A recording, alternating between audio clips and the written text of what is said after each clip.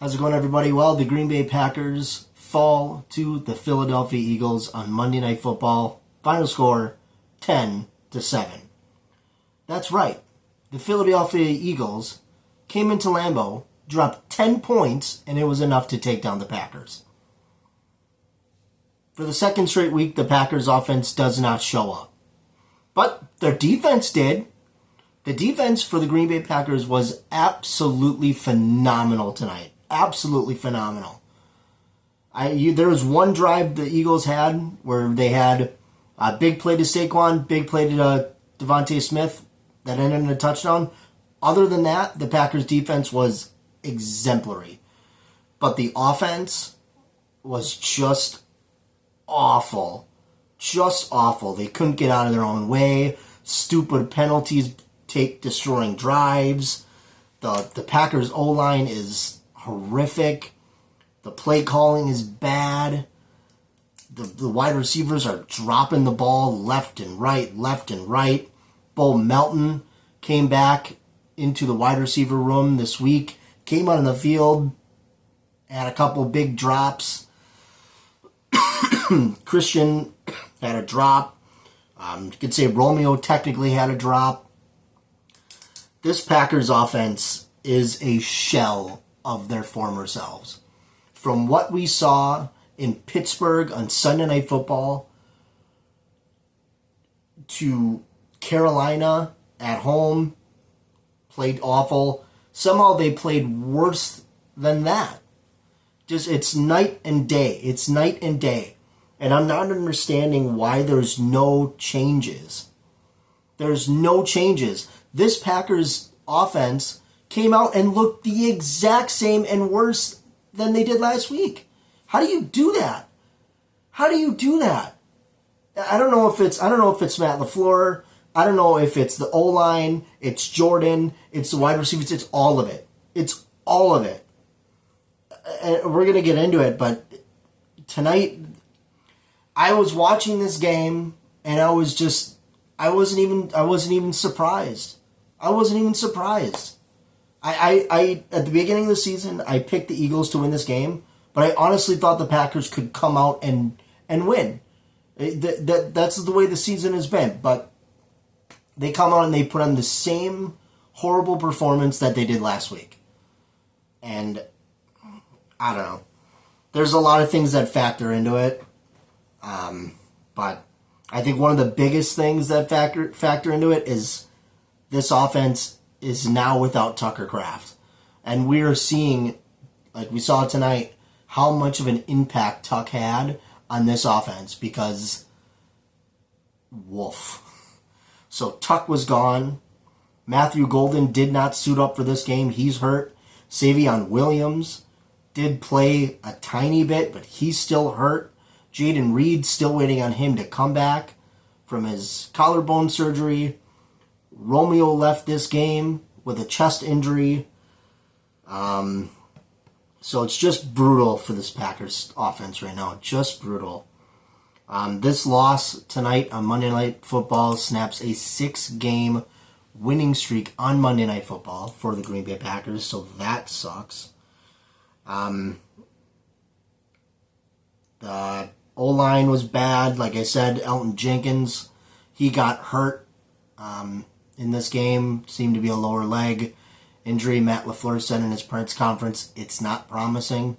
So praying for him because that's a brutal loss as well.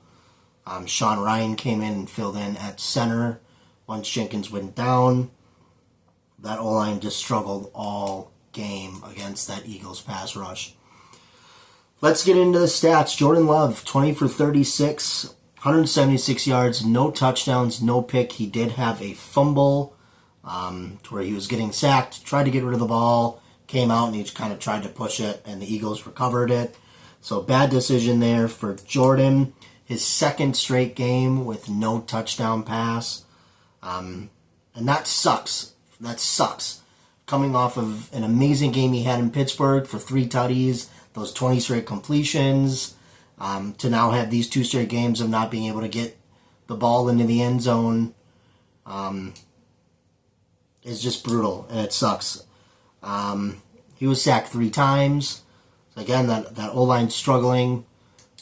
Jordan ran around a lot and just couldn't get any plays going.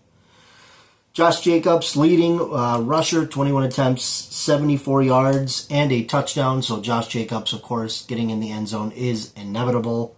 He also had 5 receptions for 33 yards. So Josh being used in the passing game in the absence of the wide receiver room for the Packers. Christian Watson, leading receiver, he had 2 receptions for 45 yards. He had one play where it seemed like he dropped it kind of off his hands. Jordan targeted Christian tonight, which is good to see. He's obviously a good deep threat when you can get him the ball. Unfortunately, he's usually in double coverage because teams know that Christian is that deep threat. So would like to see him get more involved. Of course, it depends on how the defense is playing, but 2 receptions, not great. I'd like to see him get more. Dontavian Wicks returned tonight from his injury. It was nice to see him back out on the field. He had 4 receptions for 38 yards. It seemed like the Packers were using him late in the game. He had a couple of good catches. I think he had a drop as well. And then Matt LaFleur, for some reason, took him out or whatever. I don't know. But it was nice to see Wicks out there getting reps and getting back involved in this Packers offense. I love Dontavian Wicks. I think he's great. So it's great to see him. Bo Melton, like I said, coming back to the wide receiver room. Okay, 2 receptions, 28 yards for him. He had a drop where it was I think it was a 3rd down or a 4th down play where Jordan hit him. It was a beautiful ball. Jordan hit him right in the chest, and he dropped it. You can't do that. When the ball gets right in your chest, you have to be able to grab that ball. So that's tough. Luke Musgrave, now in as tight end 1. He had 3 receptions for 23 yards. He had that 1 reception where it brought up to about 4th and 2 on that last drive that the Packers had. So that was nice to see. And we'll get into that last drive here in a minute. But this Packers offense, 5 for 13 on 3rd down, not great. 1 for 3 on 4th, and only 1 trip to the red zone tonight for the Packers. So big difference is the Packers got to the red zone 5 times against the Panthers, while they only got there once this time, and it did end up being a touchdown for Josh Jacobs. This last drive that the Packers had, and I could sit here all night and talk about each individual drive, but I'm not going to do that. That last drive for the Packers, 2 minutes. The Eagles, for some reason, went for it, didn't get it, gave the Packers the ball. That's not the last drive. Gave the Packers the ball and gave them another chance, and didn't end up well. But getting up to this is the last. Getting up to the line on 4th, and I think it was 4th and 1, 4th and 2. Still had timeouts. For some reason, I don't know why you don't take a timeout, why you rush that. Why you rush getting up to the line and getting a play going where you had a timeout to give. Take a timeout. Think about how you're going to do it. The reason I say that is because when the Packers lined up, of course, we're lining up out of the shotgun on 4th and 2. The Eagles' defense was calling out what the Packers were going to do before the Packers even did it. At that point, you hear that, okay, timeout, we got to do something else. But nay. They called it. The Eagles' defense called what the Packers were going to do. Packers did exactly what they said they were going to do. Just a little inside, this little run, zone run. Stopped well short of the 4th down. Jacobs fumbled it, which it didn't matter anyway. He was well short of the 4th down, or the 1st down. So just awful. This offense tonight was just horrific. Just horrific. If you, looking at just the score alone, Philly goes out there and scores 10 points, the Packers should have blown them out. The Packers should have blown them out. This was a great opportunity. The defense gave them so many chances. So many chances. I was sitting here watching the game with my uncle saying, and we're looking at each other late in the fourth quarter like, I can't believe the Packers can still win this game. And the Packers could only had these opportunities because their defense. Let's get into the defense. The Packers' defense was excellent tonight. They were excellent. Excellent. They held a very, very dangerous Eagles offense to only 10 points. That's incredible. It's incredible. First drive of the Eagles, Edgerrin Cooper peanut punches the ball out on Jalen Hurts, and it's recovered by Keyshawn Nixon. So immediately you knew the defense was like, okay, we're here. We're ready to go. Quay Walker led the team in tackles. He had 5 solo tackles, 2 big tackles for losses, one in the second quarter, one in the fourth quarter. Keyshawn Nixon and Carrington Valentine both had a couple pass block plays. For the most part, they played excellent tonight. They played great. Carrington and Nixon played great. That pass rush today, man, that pass rush was great today. The only reason why the Packers didn't get to Hurts is because he is just that elusive. Just that elusive. But that pass rush made him uncomfortable. They really, really did. They did a very good job, especially Micah. Micah was chasing Hurts multiple times. And if that was any other quarterback other than Hurts and Lamar, he's bringing them down. The two bad things I want to say about the defense is Carrington Valentine did have kind of a missed tackle on Saquon on that one drive. The Eagles scored a touchdown where Saquon kind of juked him and got past him. And Evan Williams did allow that big 36-yard tutty to Devontae Smith. Those are the only 2 negatives I had for them. They held this Eagles offense to 7 of 16 on third down and 0 for 2 on fourth down. The defense did way, way more than enough to win this football game. And unfortunately, the offenses couldn't do it. But this defense was great tonight. They really were. So hats off to the Packers defense. I'm sorry that the Packers offense just couldn't get out of their own way. Let's quickly look at the stats for the Eagles. Hurts, he was 15 to 26, 183 yards and a touchdown. He did have that one fumble at the beginning of the game. Rushed for only 27 yards. And he almost threw a couple interceptions. It seemed like the Packers were just itching to get there. There was a drive, I believe it was the second or third quarter, where the Hurts threw 3 passes, and all 3 of them were almost picked off. Nixon, Quay, and Carrington all almost picked that ball off. So plenty of opportunities there for the defense. Just couldn't get there, but Hurts struggled just a little bit today. Saquon Barkley held to 60 yards on 22 attempts.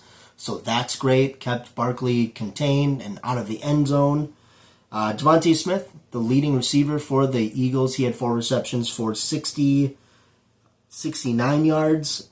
And his 36-yard, or he had a long for 36, and that was his touchdown catch over Evan Williams. So for the most part, looking on paper, Smith was contained. A.J. Brown was contained. He only had 2 receptions for 13 yards. That's excellent for the Packers. And Dallas Goedert, 4 receptions for 43 yards. So he was contained as well. Just a couple overall team stats I want to just look at. Time of possession pretty equal in this game. The Eagles had the ball for 32 minutes and 5 seconds. The Packers had the ball for 27 minutes, 55 seconds. 13 first downs for the Eagles, 18 for the Packers. Total yards, the Eagles had 294 total yards. The Packers had 261. And the penalties, the Eagles had 7 penalties for 61, and the Packers 4 penalties for 20 yards. I think for the most part, 3 of those were on offense and only 1 was on the defense. It was in my opinion, personally, a bad DPI call that you really could have argued. So overall, defense great, offense bad. Now, of course, there are plenty of Packer fans out there right now that are calling for Matt LaFleur's head on a silver platter, calling for Matt LaFleur to be fired. They want him out of there. I'm not on that train. I'm not. I'm not a fire Matt LaFleur guy. I am on the train of give the play calling duties to somebody else, because I don't think that LaFleur is doing the best and in that part. And I know, of course, that that's not everyone's going to keep yelling for his head. If the Packers continue to struggle and play like this, then I'll probably change my mind. But I don't think 2 bad games, though there are very bad games, we should just be calling for everyone to be fired. This isn't solely on Matt LaFleur.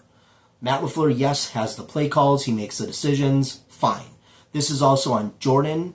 It's also on the wide receivers for not catching the ball. It's also on the O-line for struggling. It's Matt LaFleur, it's execution, it's all of it. So we can't just run out there and say, oh, fire Matt LaFleur, fire this guy, fire that. No. You can't do that. Okay? You can't do that. The Packers are struggling on offense, but I'm not on that train of just fire somebody, get somebody else in there. Because that's not going to necessarily solve the problem. The problem is much deeper than that. It's not just at Matt LaFleur. This goes deep, and the Packers got to solve this. And they have a good opportunity next week because they are traveling to MetLife to take on the New York Giants, who are sitting at 2-8 right now. They just fired Brian Daboll today, this morning. So we'll see who their interim head coach is. I haven't seen anything yet. They'll be taking on Jackson Dart, who, for the most part, has looked pretty good. He is in concussion protocol right now, so we'll see how that goes. I'm pretty sure he'll play. If he doesn't play, the Packers will take on Russell Wilson, so that'll be interesting. The Packers have an opportunity next week for a get-right game, because after the Giants, the Packers have to play the Vikings and then the Lions on Thanksgiving. So the Packers have an opportunity now for a get-right game in MetLife. Go out there, watch the film, clean it up, put this on the back burner, and go into New York and get a dub. That's what you have to do. You have to go 1-0 every week. Packers went 0-1. Fix it. Okay? Eagles, quickly, they're now sitting at 7-2. They're going to take on the Lions. They're going to host the Lions on Sunday Night Football next week, so that should be a good game. The Lions now sitting in first place in the NFC North. The Packers dropped to third in the NFC North under the Lions and the Bears. And the Packers also dropped from that 4th seed or third or 4th seed to now holding the 7th seed in the NFC. But plenty of season to go yet. Season didn't end tonight. There's plenty more of opportunities to clean it up. But definitely some things to clean up.